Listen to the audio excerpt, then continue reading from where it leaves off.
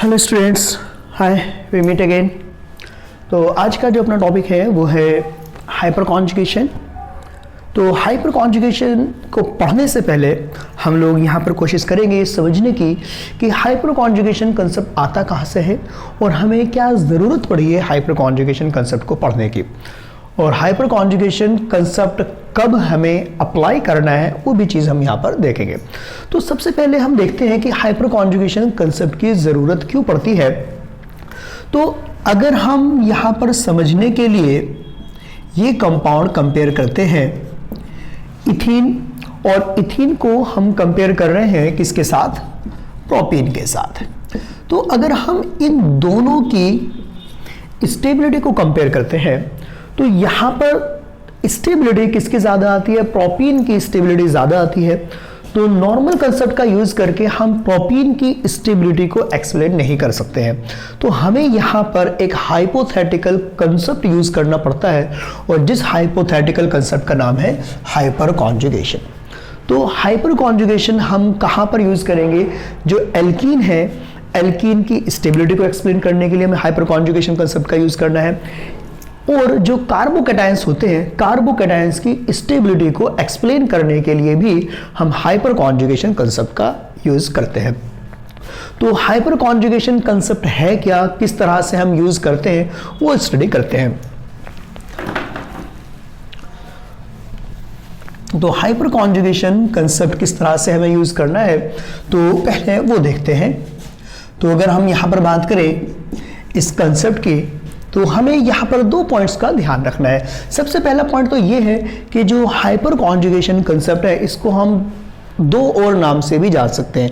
पहला नाम है इसका नो बॉन्ड रेजोनेंस, हम इसको नो बॉन्ड रेजोनेंस भी बोलते हैं, या फिर हम इसको नाथन बेकर इफेक्ट भी बोल सकते हैं। नाथन बेकर इफेक्ट का मतलब क्या हुआ कि जो साइंटिस्ट है, जो सबसे पहले जिन साइंटिस्ट ने इस इफेक्ट को स्टडी किया था, उन साइंटिस्ट के नेम पर बेस्ड है। तो हम यहां पर इसका नेम बोल सकते हैं क्या? No bond resonance. एक नेम तो इसका ये है जिसके अंदर जिसका नो बॉन्ड रेजोनेंस हम क्यों बोलते हैं वो भी अभी अपन स्टडी देखेंगे।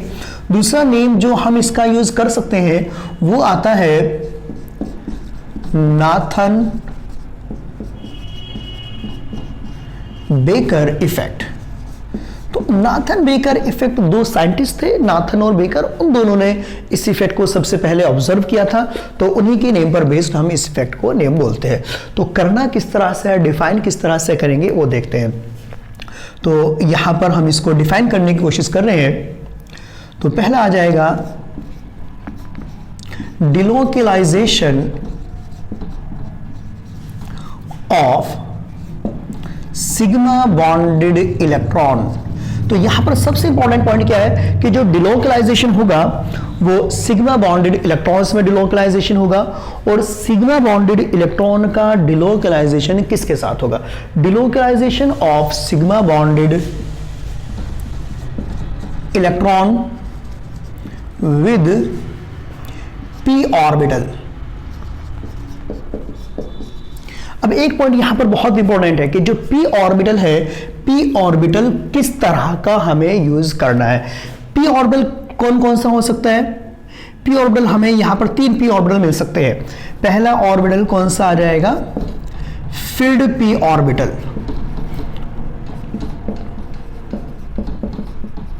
फिल्ड पी ऑर्बिटल का मतलब आपका पाई बॉन्ड, कि आपको क्या दिया हुआ है? Pi bond. कौन सा पाई बॉन्ड मिलेगा आपको? कार्बन कार्बन का पाई बॉन्ड मिलेगा। डिलोकलाइजेशन का मतलब क्या होता है कि रेजोनेंस, जैसे जो इलेक्ट्रॉन है वो क्या हो गए? कंप्लीटली शिफ्ट हो गए, कंप्लीटली डिलोकलाइज्ड हो गए हैं। तो डिलोकलाइज्ड हमने रेजोनेंस में पढ़ा था डिलोकलाइजेशन। मैं डिस्क्रिप्शन में आपको वीडियो का लिंक दे दूंगा, आप वहां से जाकर के इसको डिलोकलाइजेशन या फिर रेजोनेंस को फिर से पढ़ सकते हो। तो फिल्ड पी ऑर्बिटल हो सकता है, पहली कंडीशन तो ये। दूसरी कंडीशन क्या हो सकती है? दूसरी कंडीशन आ सकती है half field orbital, half filled P orbital. ठीक है, क्या मिल सकता है आपको? फील्ड पी ऑर्बिटल मिल सकता है, जैसे पाई बॉन्ड दिया हुआ है। हाफ फील्ड ऑर्बिटल मिल सकता है जैसे कि फ्री रेडिकल, ठीक है, आपको फ्री रेडिकल भी मिल सकता है। 3 कंडीशन क्या मिल सकती है? थर्ड कंडीशन आपको मिल सकती है vacant P orbital. Vacant P orbital का मतलब क्या हुआ? वैकेंट पी ऑर्बिटल का मतलब है कार्बोकैटायन। तो इन 3 कंडीशन में आपको क्या मिलेगा? हाइपर कॉन्जुगेशन मिलेगा। Delocalisation of sigma bonded electron with P orbital. कौन कौन सा P orbital? Field P orbital, pi bond किसका? कार्बन कार्बन का। Half filled orbital, half filled P orbital कौन सा? Free radical. या फिर वैकेंट पी ऑर्बिटल कौन सा? कार्बोकैटायन। तो इनके साथ सिग्मा बॉन्डेड इलेक्ट्रॉन का जो डिलोकलाइजेशन है वो कौन सा हो? वो क्या हो जाएगा? हाइपर कॉन्जुगेशन होगा। अब यहां पर जो हमने बोला है सिग्मा बॉन्डेड इलेक्ट्रॉन, तो सिग्मा बॉन्डेड जो इलेक्ट्रॉन है वो कौन से सिग्मा बॉन्डेड इलेक्ट्रॉन होने चाहिए? तो दूसरा पॉइंट यहां पर जो इंपॉर्टेंट पॉइंट है वो ये है, क्या? Carbon hydrogen sp3। ये आपको बहुत स्पेशली ध्यान रखना है। कार्बन हाइड्रोजन, ये वाले sigma bonded electron, carbon hydrogen sp3 sigma bonded electron at alpha carbon, और अल्फा कार्बन, और यहां पर ध्यान रखना है आपको कि जो अल्फा कार्बन है वो कौन सा आएगा? डबल बॉन्ड का नेक्स्ट कार्बन। डबल बॉन्ड का नेक्स्ट कौन सा? sp3 वाला। sp3 sp3 sigma bonded electron at alpha carbon और next to sp2 hybridised carbon atom. जो sp2 हाइब्रिडाइज्ड कार्बन एटम है उसका next atom will involve in hyper conjugation. तो hyper conjugation में क्या होगा? दोबारा से देखते हैं। डिलोकलाइजेशन होगा। किसका डिलोकलाइजेशन होगा? सिग्मा बॉन्डेड इलेक्ट्रॉन का। किसके साथ? Filled P orbital, carbon carbon का पाई बॉन्ड मिल सकता है। Half filled P orbital, free radical मिल सकता है। वैकेंट पी ऑर्बिटल, कार्बोकैटायन मिल सकता है। और जो सिग्मा बॉन्डेड इलेक्ट्रॉन है वो कौन से डिलोकलाइज्ड होंगे? Carbon hydrogen sp3।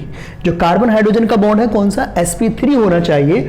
और sigma bonded electron at alpha carbon या फिर next to sp2 hybridised carbon atom will involve in hyper conjugation. Example से देखते हैं। तो सबसे पहले हम यहां पर यह समझने की कोशिश करेंगे कि जो हम यहां पर बात कर रहे हैं कि अल्फा कार्बन जो हम बार बार बोल रहे हैं, तो वो कौन सा अल्फा कार्बन होगा? तो हम यहां पर देखते हैं, जैसे मान लेते हैं कि एक कंपाउंड हमें दिया हुआ है CH3 CH2 CH double bond CH2, ठीक है। तो ये जो हम यहां पर अल्फा कार्बन की बात करेंगे, ये sp2 हाइब्रिडाइज्ड कार्बन एटम, ये sp2 hybridised carbon atom, sp2 का नेक्स्ट कौन सा? ये वाला। तो ये क्या हो जाएगा? आपका अल्फा कार्बन हो जाएगा। तो हमें जो चेक करना है वो ये वाला कार्बन चेक करना है। तो जो हाइपर कॉन्जुगेशन में इन्वॉल्व होगा वो ये जो कार्बन के 2 हाइड्रोजन है, ये वाले नहीं, डबल बॉन्ड का नेक्स्ट वाला। तो ये वाले हाइड्रोजन आपके हाइपर कॉन्जुगेशन में इन्वॉल्व होंगे। तो कितने अल्फा हाइड्रोजन हो गए? 2 अल्फा हाइड्रोजन हो गए, ठीक है। यहां पर चेक करते हैं।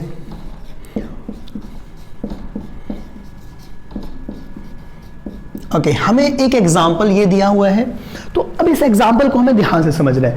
देखो, ये sp2 हाइब्रिडाइज्ड कार्बन एटम, ये sp2 हाइब्रिडाइज्ड कार्बन एटम, ये sp2 हाइब्रिडाइज्ड, ये sp2 हाइब्रिडाइज्ड। तो हमें गलती ये नहीं करनी है कि ये sp2 है, इसका नेक्स्ट वाला ये वाला, नहीं, ये नहीं चेक करना है। हमें क्या चेक करना है? sp2 का नेक्स्ट sp3। तो कौन सा? ये वाला। तो ये sp3 हाइब्रिडाइज्ड है। तो ये जो 3 कार्बन एटम दिए हुए हैं, ये 3 carbon atom alpha carbon atom हो जाएंगे और हाइपर कॉन्जुगेशन में यही 3 कार्बन एटम इन्वॉल्व होंगे, ठीक है। तो इस बात का हमें ध्यान रखना है। अब इसी तरह से हम कार्बोकैटायन को चेक करते हैं। ओके, हमें ये कंपाउंड दिया हुआ है, इस कार्बन पर पॉजिटिव चार्ज, तो ये sp2 हाइब्रिडाइज्ड कार्बन एटम, इस sp2 हाइब्रिडाइज्ड कार्बन एटम का नेक्स्ट कार्बन, तो ये जो कार्बन है यहां पर कितने हाइड्रोजन है? 3 हाइड्रोजन, 3 अल्फा हाइड्रोजन, और ये वाला कार्बन एटम यहां पर कितने अल्फा हाइड्रोजन है? 2। तो हम जो यहां पर चेक करेंगे वो ये वाला कार्बन और ये वाला कार्बन चेक करेंगे, ये वाला कार्बन नहीं, ये कार्बन आपका हाइपर कॉन्जुगेशन में इन्वॉल्व नहीं होगा। तो टोटल हाइपर कॉन्जुगेटिव हाइड्रोजन कितने हो जाएंगे? इसके पास 5। हाइपर कॉन्जुगेटिव हाइड्रोजन का मतलब जो कार्बन हाइपर कॉन्जुगेशन में इन्वॉल्व हो सकते हैं उनको हम बोल रहे हैं हाइपर कॉन्जुगेटिव हाइड्रोजन एटम। तो ये हाइपर कॉन्जुगेशन में इन्वॉल्व हो सकता है, ये हाइपर कॉन्जुगेशन में, ये वाला हाइपर कॉन्जुगेशन में इन्वॉल्व नहीं होगा, क्योंकि नेक्स्ट टू sp2 हाइब्रिडाइज्ड हमें चेक करना है। ओके, इसी तरह से हम यहाँ पर फ्री रेडिकल भी चेक कर सकते हैं। मान लेते हैं कि हमें एक फ्री रेडिकल दिया हुआ है, लाइक दिस वन, ये फ्री रेडिकल दिया हुआ। फ्री रेडिकल का मतलब होता है कि कार्बन एटम पर एक सिंगल इलेक्ट्रॉन, तो इसको बोलते हैं हम फ्री रेडिकल। तो ये फ्री रेडिकल हुआ, तो यहां पर 2 हाइड्रोजन होंगे, 2 हाइड्रोजन यहां पर होंगे, तो टोटल कितने हाइड्रोजन हो गए? 4 अल्फा हाइड्रोजन हो गए। तो हाइपर कॉन्जुगेटिव हाइड्रोजन कितने आ जाएंगे? 4 अल्फा हाइड्रोजन। तो 2 हाइड्रोजन ये, 2 हाइड्रोजन ये, तो हाइपर कॉन्जुगेशन में ये इन्वॉल्व होंगे। तो मैं क्या काम करता हूं, आपको कुछ क्वेश्चन देता हूं, तो क्वेश्चन करने के बाद हम देखते हैं, कुछ क्वेश्चन लिखता हूं, फिर उसके बाद हम उन क्वेश्चंस को सॉल्व करने की कोशिश करते हैं। अभी मैं रफ कर रहा हूं।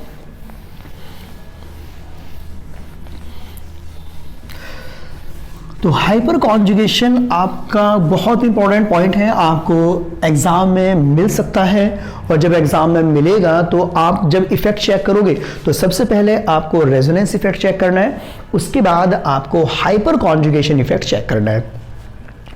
तो देखते हैं, find total number of hyper conjugative hydrogen atom. Total hyper conjugative hydrogen atom आपको फाइंड करना है, यानी कि वो हाइड्रोजन एटम जो हाइपर कॉन्जुगेशन में इन्वॉल्व हो सकते हैं। तो हम यहां पर कुछ क्वेश्चंस देखते हैं।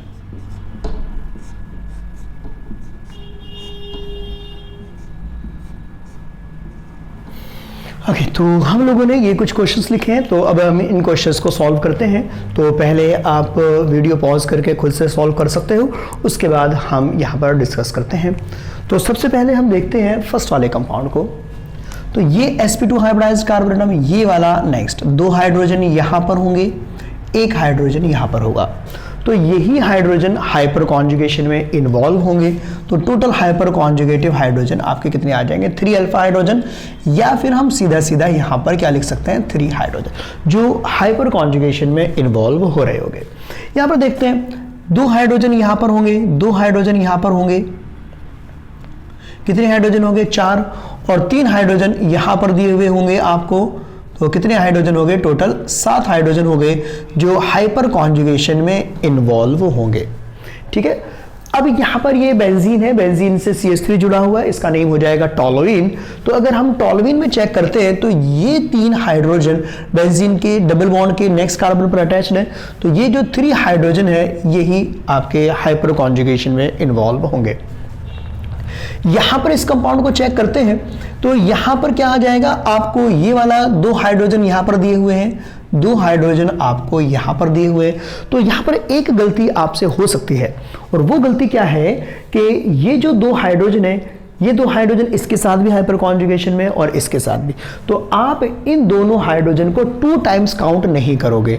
ठीक है, ऐसा नहीं करने वाले कि इसके साथ जाएगा 2 तब काउंट कर लिए, इसके साथ जाएगा तो तब काउंट कर लिए, तो आपको ऐसा नहीं करना है, आपको बस केवल एक ही टाइम काउंट करना है। तो कितने हो जाएंगे? 4 हाइड्रोजन। नेक्स्ट यहां पर चेक करते हैं, 2 हाइड्रोजन यहां पर, 2 हाइड्रोजन यहां पर, 4, 3 हाइड्रोजन यहां पर, 4 3 7, और 2 हाइड्रोजन यहां पर, कितने हो गए? 9 हाइड्रोजन। यहां पर 3 हाइड्रोजन, 3 हाइड्रोजन ये, 3 हाइड्रोजन ये, तो कितने हो जाएंगे? यहां पर भी 9 हाइड्रोजन हो जाएंगे।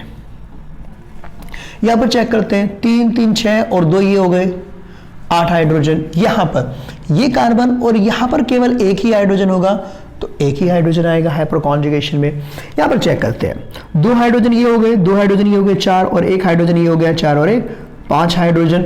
और अगर हम यहाँ पर चेक करें 3 3 6 और एक ही हाइड्रोजन, तो कितने हो गए 7 हाइड्रोजन हो गए। तो इस तरह से हम हाइड्रोजन चेक कर सकते हैं, कौन सी हाइड्रोजन, जो हाइड्रोजन हाइपर कॉन्जुगेशन में इन्वॉल्व होते हैं वो हाइड्रोजन हम आसानी से कैलकुलेट कर सकते हैं। तो इन हाइड्रोजन को हम हाइपर कॉन्जुगेटिव हाइड्रोजन या फिर हम इनको अल्फा हाइड्रोजन बोलते हैं, जो हाइपर कॉन्जुगेशन में इन्वॉल्व होते हैं। अब हाइपर कॉन्जुगेशन होता किस तरह से वो चेक करते हैं, क्योंकि और यहाँ पर जब हम हाइपर कॉन्जुगेशन कराएंगे तो हाइपर कॉन्जुगेशन से हमें ये भी पता होना बहुत ज़्यादा ज़रूरी है कि ये जो इफेक्ट है इलेक्ट्रॉन रिलीजिंग इफेक्ट है या फिर electron withdrawing.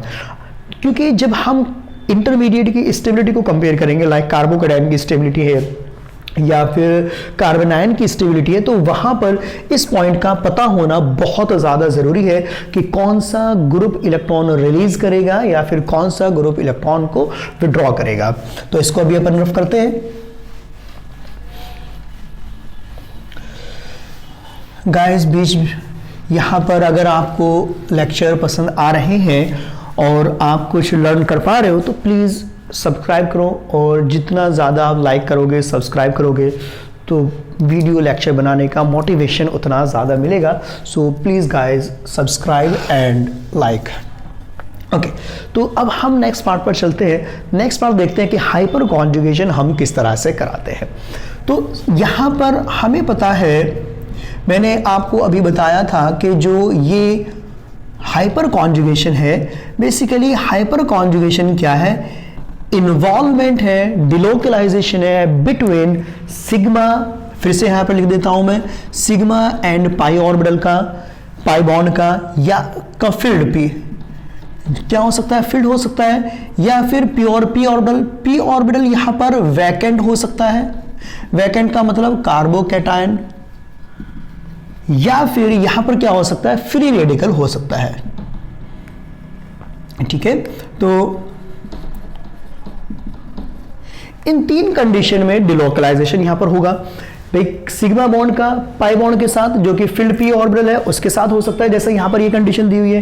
P orbital vacant P orbital हो सकता है, या फिर फ्री रेडिकल, जो पी ऑर्बिटल है, पी ऑर्बिटल के अंदर एक सिंगल इलेक्ट्रॉन हो सकता है। तो इन 3 कंडीशंस में हम क्या कराएंगे, यहां पर हाइपर कॉन्जुगेशन कराएंगे।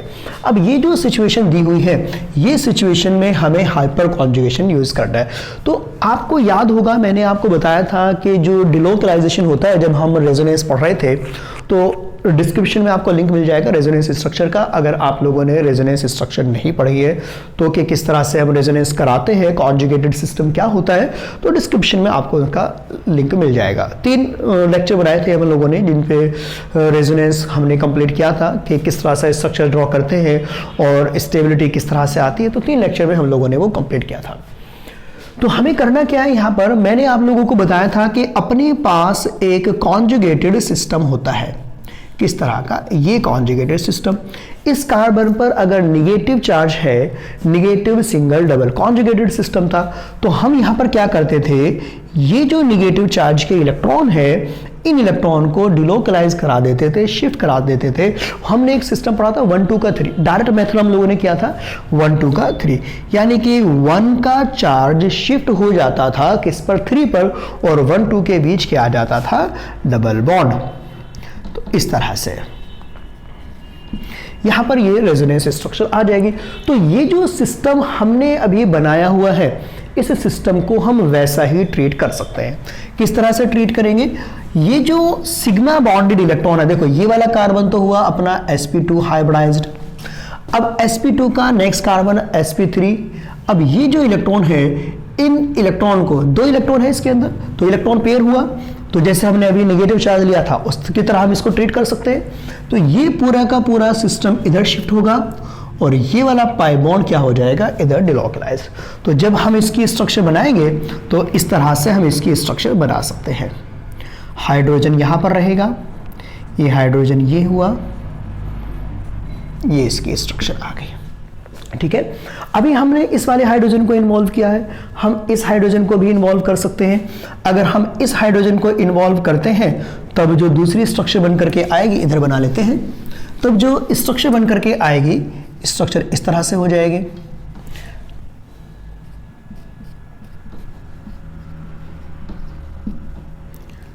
यहां पर ये इस तरह से बॉन्ड आ जाएगा, हाइड्रोजन पर पॉजिटिव चार्ज। हम इस हाइड्रोजन को भी देखो, यहां पर कौन सा हाइड्रोजन डिलोकलाइज होगा ये फिक्स नहीं है। जितने भी अल्फा हाइड्रोजन होंगे वो सारे के सारे हाइपर कॉन्जुगेशन में इन्वॉल्व हो सकते हैं। ये वाला हाइड्रोजन भी हाइपर कॉन्जुगेशन में इन्वॉल्व हो जाएगा। तो किस तरह से बॉन्ड, किस तरह से स्ट्रक्चर आ जाएगी, यहां पर इस तरह से स्ट्रक्चर आ जाएगी, ये कंडीशन आ जाएगी। ठीक है, तो हम इस तरह से हाइपर कॉन्जुगेशन करा सकते हैं। जितनी ज़्यादा अल्फा हाइड्रोजन होंगे हाइपर कॉन्जुगेशन उतना ज़्यादा आ जाएगा। अब एक चीज़ हम यहाँ पर और देख पा रहे हैं कि ये जो पूरा का पूरा ग्रुप दिया हुआ है CH3 ग्रुप, ये CH3 ग्रुप अपने इलेक्ट्रॉन्स को रिलीज कर रहा है, तभी तो इसके ऊपर नेगेटिव चार्ज आ रहा है। तो इसका मतलब जो हाइपर कॉन्जुगेशन है, हाइपर कॉन्जुगेशन एक इलेक्ट्रॉन रिलीजिंग इफेक्ट है, हमेशा इलेक्ट्रॉन को रिलीज करता है। लेकिन जो हाइपर कॉन्जुगेशन की स्ट्रेंथ है, इलेक्ट्रॉन रिलीज करने की जो स्ट्रेंथ है, वो स्ट्रेंथ प्लस m, जो मेसोमेरिक इफेक्ट हमने पढ़ा था। मेसोमेरिक इफेक्ट का मतलब कि जो अपने लोन पेयर को डोनेट कर सकते हैं कॉन्जुगेटेड सिस्टम में, उनको हम प्लस m इफेक्ट बोलते हैं। जो विड्रॉ कर सकते हैं उनको हम माइनस का m इफेक्ट बोलते हैं। तो जो लोन पेयर डोनेट करने वाले ग्रुप हैं, प्लस m वाले ग्रुप, उनसे कम स्ट्रेंथ होती है। लेकिन जो हम आगे अभी इंडक्टिव इफेक्ट पढ़ेंगे उनसे ज्यादा स्ट्रेंथ आती है। तो जो हाइपर कॉन्जुगेशन है इलेक्ट्रॉन रिलीजिंग इफेक्ट है।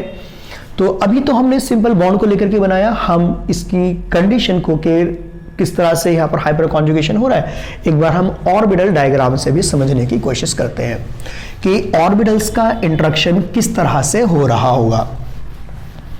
तो अगर हम ऑर्बिटल इंटरेक्शन की बात करें तो ऑर्बिटल इंटरेक्शन इस तरह से हो रहा होगा।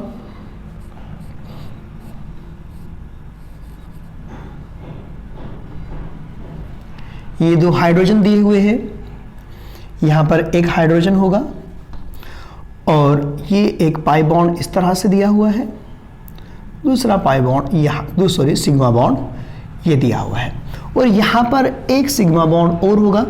तो यहां पर जो सिग्मा बॉन्ड है, सिग्मा बॉन्ड को मैं रिप्रेजेंट कर रहा हूं ऑर्बिटल से, तो इसके अंदर दो इलेक्ट्रॉन प्रेजेंट होंगे। और ये जो यहां पर आपको दिया हुआ है पाई बॉन्ड, इसके भी दो ऑर्बिटल होंगे इस तरह से। तो अभी क्या होगा, ये वाला जो ये हाइड्रोजन एटम है, तो ये वाला जो ऑर्बिटल आपको दिया हुआ है, ये ऑर्बिटल इसके साथ लिंक कर सकता है। और अगर ये ऑर्बिटल इसके साथ बॉन्ड बनाएगा तो एक ऑर्बिटल में मैक्सिमम 2 ही इलेक्ट्रॉन पॉसिबल है, तो ये वाले इलेक्ट्रॉन इस बॉन्ड पर शिफ्ट हो जाएंगे। तो किस तरह की कंडीशन आ जाएगी, इस तरह की कंडीशन आ जाएगी अपने पास। यहां पर ये जो दो बॉन्ड थे ये ऐसे ही रहेंगे इस तरह से, यहां पर H ये रहा, इन दोनों के बीच पाई बॉन्ड आ जाएगा और यहां पर ये नेगेटिव चार्ज, इसके पास 2 इलेक्ट्रॉन हो जाएंगे इस तरह से, और इन दोनों के बीच पाई बॉन्ड बन जाएगा। ठीक है, इस तरह से यहां पर हाइपर कॉन्जुगेशन आ जाएगा। तो एक तो कंडीशन ये आ गई। दूसरा एक कंपाउंड और लेते हैं, उसमें भी समझने की कोशिश करते हैं। मान लेते हैं कि हमें बेंजीन दिया हुआ है, बेंजीन में हाइपर कॉन्जुगेशन किस तरह से कराएंगे वो भी देख लेते हैं। अगर हमें बेंजीन दिया हुआ है तो बेंजीन बनाने की कोशिश करते हैं हम।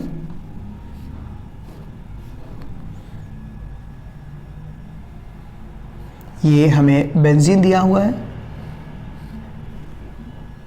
यहां पर इस तरह से पाई बॉन्ड है।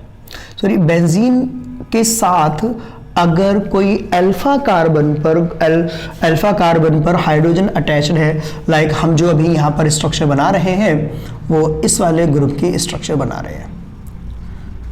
ये टॉलुइन दिया हुआ है, यहां पर हम हाइपर कॉन्जुगेशन कराने की कोशिश कर रहे हैं। तो ऑर्बिटल यहां पर दूसरा कलर यूज करके हम ऑर्बिटल बनाते हैं। तो यहां पर ये इस तरह से ऑर्बिटल दिए हुए होंगे, ये ऑर्बिटल दिए हुए हैं, इस तरह से हमें ऑर्बिटल्स दिए हुए हैं। तो अगर ये ऑर्बिटल यहाँ पर ये जो हाइड्रोजन दिया हुआ है इस तरह से, और एक हाइड्रोजन का ऑर्बिटल इस तरह से होगा,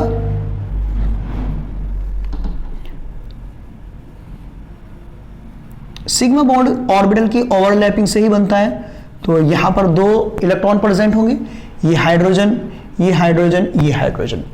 तो क्या होगा, ये वाला ऑर्बिटल यहां पर इसके साथ ओवरलैप कर रहा होगा। तो फिर से क्या कंडीशन आ जाएगी, यहां पर इन दोनों के बीच बॉन्ड फॉर्म हो जाएगा और ये वाले इलेक्ट्रॉन इसके पास आ जाएंगे। इस तरह की कंडीशन आ जाएगी अपने पास।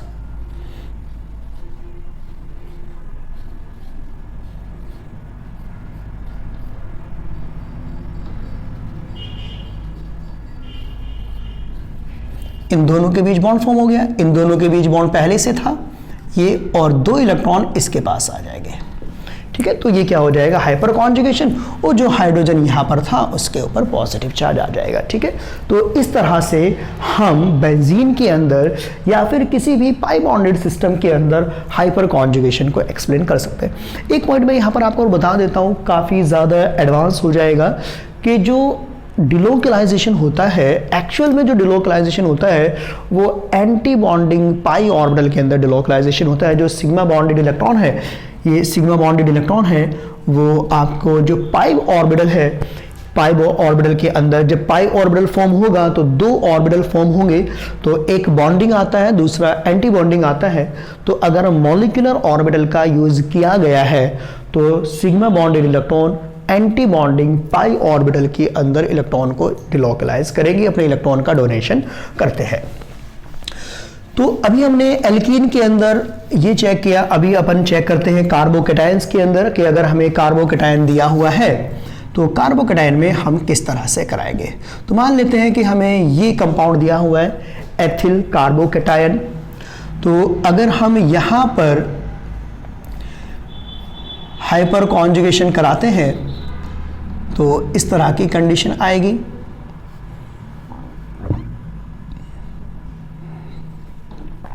यहां पर एक वैकेंट ऑर्बिटल दिया हुआ है, कार्बोकैटायन का मतलब वैकेंट ऑर्बिटल प्रेजेंट होगा, और यहां पर ये पी ऑर्बिटल, और ये जो पी ऑर्बिटल दिया हुआ है इस पी ऑर्बिटल के अंदर 2 इलेक्ट्रॉन प्रेजेंट है।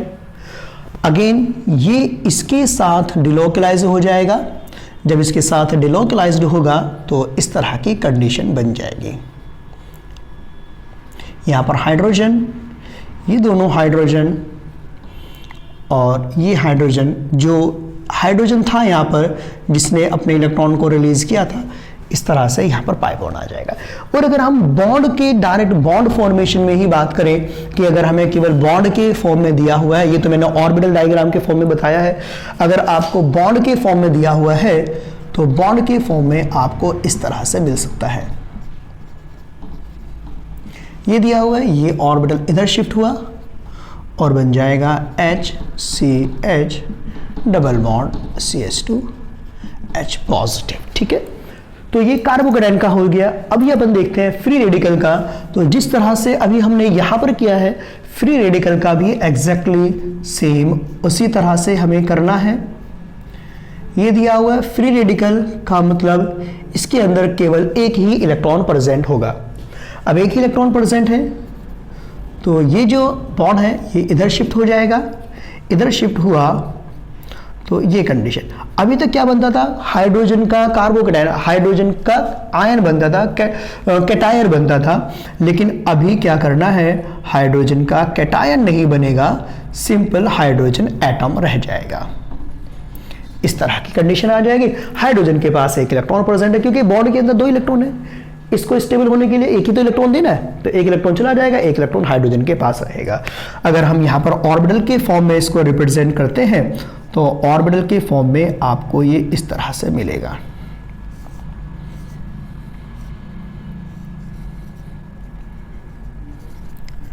यहाँ पर एक इलेक्ट्रॉन होगा और ये सिग्मा बॉन्ड जो कि हमने ऑर्बिटल के फॉर्म में लिया हुआ है, इन दोनों की हम ओवरलैपिंग करा देंगे तो फिर से हमें इसी तरह का कंडीशन मिल जाएगी कि हाइड्रोजन पर एक सिंगल इलेक्ट्रॉन रहेगा,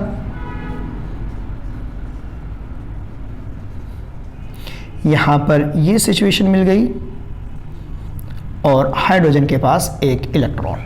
तो इस तरह से पूरा का पूरा हम हाइपर कॉन्जुगेशन को स्टडी कर सकते हैं। तो ये पूरा पार्ट था हाइपर कॉन्जुगेशन का। कार्बोकैटायन के अंदर हो सकता है, पाई बॉन्डेड इलेक्ट्रॉन के अंदर हाइपर कॉन्जुगेशन हो सकता है, और फ्री रेडिकल के अंदर भी हाइपर कॉन्जुगेशन हो सकता है। और हाइपर कॉन्जुगेशन इन तीनों की ही स्टेबिलिटी को इंक्रीज करता है। जितना ज़्यादा हाइपर कॉन्जुगेशन होगा, कार्बोकैटायन की स्टेबिलिटी उतनी ज़्यादा आएगी, फ्री रेडिकल की स्टेबिलिटी भी उतनी ज़्यादा आएगी। और जितने ज़्यादा नंबर ऑफ अल्फा हाइड्रोजन होते हैं, hyper conjugation, extent of hyper conjugation उतना ज़्यादा हो जाता है। तो अभी अपन नेक्स्ट पार्ट देखते हैं। और जो नेक्स्ट पार्ट है, यहाँ पर एक कंसेप्ट और आता है। अगर हमें आइसोटॉप्स दिए हुए हों, जैसे अभी हमने बात की थी प्रोटियम की, हाइड्रोजन आइसोटॉप दिया हुआ था। अगर आपको ड्यूटेरियम आइसोटॉप दिया हुआ है, तो ड्यूटेरियम आइसोटॉप दिया हुआ होने पर भी क्या हाइपर कॉन्जुगेशन होगा? हाइपर कॉन्जुगेशन बिल्कुल होता है, लेकिन जो स्ट्रेंथ ऑफ हाइपर कॉन्जुगेशन है, कि एक्सटेंट ऑफ हाइपर कॉन्जुगेशन, कि कितना ज़्यादा हाइपर कॉन्जुगेशन होगा, तो वो बॉन्ड स्ट्रेंथ के ऊपर डिपेंड करता है कि बॉन्ड जो बना हुआ है कार्बन हाइड्रोजन का या फिर कार्बन ड्यूटेरियम का, किसका बॉन्ड स्ट्रॉन्ग है। तो अगर हम बॉन्ड की बात करें, तो जो बॉन्ड होता है, जितना हैवी आइसोटॉप होता है, बॉन्ड उतना ही ज़्यादा स्ट्रॉन्ग होता है। तो अगर हम कार्बन ड्यूटेरियम की बात करें, कार्बन ड्यूटेरियम का बॉन्ड स्ट्रॉन्ग होगा कार्बन प्रोटियम से, तो हाइपर कॉन्जुगेशन ड्यूटेरियम के केस में कम हो जाएगा। तो टॉपिक हाइपर कॉन्जुगेशन, ठीक है। अगर हम आइसोटॉपिक हाइपर कॉन्जुगेशन की बात करते हैं, तो आइसोटॉपिक हाइपर कॉन्जुगेशन का मतलब क्या हुआ कि आपको आइसोटॉप दिया हुआ है,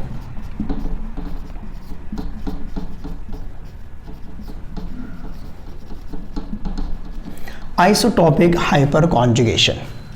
तो इस तरह से समझने की कोशिश करेंगे हम इसे। सेम वही कंसेप्ट लगाएंगे, बस डिफरेंस क्या होगा, प्रोटियम की जगह हमें ड्यूटेरियम दिया हुआ होगा, ठीक है। तो यहां पर बिल्कुल एग्जैक्टली सेम वही कंसेप्ट हमें अप्लाई करना है, कंसेप्ट चेंज नहीं करना है। बस डिफरेंस क्या आ जाएगा, जो एक्सटेंट ऑफ हाइपर कॉन्जुगेशन है उसमें डिफरेंस आ जाएगा। हम यहां पर अगर ड्यूटेरियम लगाते हैं, तो ड्यूटेरियम का बॉन्ड प्रोटियम के बॉन्ड से स्ट्रॉन्ग होता है। अगर बॉन्ड स्ट्रॉन्ग है, तो स्ट्रॉन्ग होने पर आसानी से ब्रेक होगा नहीं। जैसे अभी यहाँ पर हाइपर कॉन्जुगेशन करा रहे हैं, नो बॉन्ड रेजोनेंस बोलने का रीजन यही होता है कि यहाँ पर डिलोकलाइजेशन तो हुआ, लेकिन यहाँ पर कोई बॉन्ड फॉर्म नहीं है, इसीलिए हम इसको नो बॉन्ड रेजोनेंस भी बोलते हैं। तो क्या होगा, क्या ये बॉन्ड इजीली ब्रेक नहीं होगा। अगर हम यहाँ पर प्रोटियम लेते हैं और इसका हाइपर कॉन्जुगेशन कराएं, ये प्रोटियम लिया, इसका हाइपर कॉन्जुगेशन कराया, तो कंसेप्ट तो हम दोनों में सेम ही अप्लाई कर रहे हैं, लेकिन यहां पर एक्सटेंट ऑफ हाइपर कॉन्जुगेशन के किस में हाइपर कॉन्जुगेशन ज्यादा हो रहा होगा, किस में हाइपर कॉन्जुगेशन कम हो रहा होगा, वो डिफरेंट है। अल्फा हाइड्रोजन यहाँ पर 3 है, यहाँ पर भी 3 है, लेकिन जो ड्यूटेरियम का बॉन्ड है वो स्ट्रॉन्ग होगा और यहाँ पर जो प्रोटियम का बॉन्ड है वो वीक होगा। तो ये बॉन्ड आसानी से ब्रेक हो जाएगा, हाइपर कॉन्जुगेशन ज़्यादा होगा, यहाँ पर हाइपर कॉन्जुगेशन कम होगा। तो हैवियर आइसोटॉप से एक्सटेंट ऑफ हाइपर कॉन्जुगेशन हमेशा डिक्रीज होता है। जितना हैवियर आइसोटॉप होगा, एक्सटेंट ऑफ हाइपर कॉन्जुगेशन उतना ही कम हो जाएगा। तो ये था आइसोटॉपिक हाइपर कॉन्जुगेशन। तो एक लास्ट पार्ट और देखते हैं जो कि बहुत रेयरली हमें मिलता है, और इस पार्ट को हम बोलते हैं रिवर्स हाइपर कॉन्जुगेशन, या फिर आपको इनवर्स हाइपर कॉन्जुगेशन भी मिल सकता है, या फिर माइनस एच इफेक्ट भी मिल सकता है, माइनस एच इफेक्ट। तो माइनस एच इफेक्ट आपको बहुत रेयरली मिलेगा, हालांकि कोई ऐसा स्पेशल इफेक्ट नहीं है, लेकिन फिर भी कभी कभी हम इसको यूज कर लेते हैं इलेक्ट्रॉन विड्रॉइंग इफेक्ट को एक्सप्लेन करने के लिए। ये जो माइनस एच इफेक्ट है, माइनस एच इफेक्ट केवल तभी होगा जब x is equal to fluorine या फिर क्लोरीन दिया हुआ हो। जो x है, जब यहाँ पर x फ्लोरीन या क्लोरीन होगा तो उस टाइम पर जो इफेक्ट लगता है उसको हम बोलते हैं -H इफेक्ट। किस तरह से हम इसको एक्सप्लेन करते हैं? जो बॉन्ड ब्रेकिंग इफेक्ट है वो क्या हो जाता है? रिवर्स हो जाता है। पहले क्या होता था? पहले हम जो इलेक्ट्रॉन्स थे या फिर जो सिग्मा बॉन्ड थे, सिग्मा बॉन्ड को यहां पर जब हाइड्रोजन था तो सिग्मा बॉन्ड को हम टुवर्ड्स पाई बॉन्ड शिफ्ट करा रहे थे। अभी यहां पर क्या हुआ? इलेक्ट्रोनेगेटिविटी क्लोरीन की ज्यादा है, तो जो बॉन्ड्स शिफ्ट होंगे वो किस डायरेक्शन में शिफ्ट हो सकते हैं? क्लोरीन के डायरेक्शन में शिफ्ट हो जाएंगे। तो ये बॉन्ड इसकी डायरेक्शन में शिफ्ट हो गए, कार्बन पर हाइपोथेटिकल पॉजिटिव चार्ज आ गया तो ये बॉन्ड इधर ब्रेक हो जाएगा। तो क्या कंडीशन बन जाएगी? Cl, यहां पर क्लोरीन, क्लोरीन माइनस एंड इस कार्बन पर पॉजिटिव चार्ज।